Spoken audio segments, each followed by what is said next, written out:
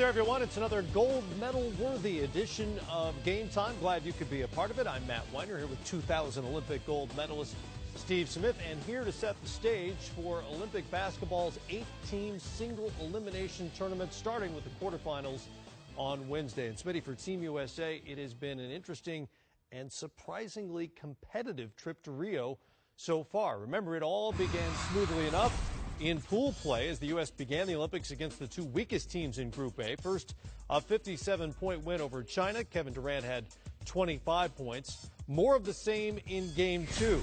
Venezuela was the opponent. It was a 44-point win with Paul George leading the way with 20 points in another rout. All hunky and dory at that point. But a surprisingly strong Australia team led the Americans at halftime. Carmelo Anthony became Team USA's all-time leading scorer, then saved the day late with big shots on his way to 31.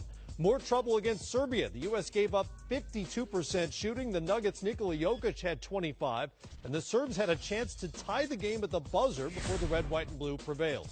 And in the final game of pool play, the U.S. struggled to put away France, even with Tony Parker resting. Thanks to a cosmetic 3 late, the final margin was again 3. The silver lining, Klay Thompson emerged from his Olympic funk with 30 points to lead the way. On balance, the numbers are good, if not great, compared to other U.S. Olympic teams.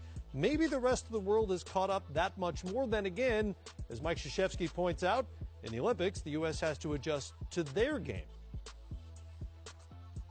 These teams are very, very good, and especially playing international basketball. And because nothing's different for them. The players they play with, the game they're playing with, the ball they're playing with, and how the game's administered. They're basically home. And for us, we've been able to win because we've adapted to a level that's given our talent the chance to play together. You know, all the pressure is quote-unquote on us every single time we step out on the floor, which I happily accept. But, you know, the international play is just, they're pros in their own right. And you just got to respect those guys. They make some great offensive plays as well as defensively. You just got to come well prepared. And, I mean, the international game has translated into the NBA in some ways.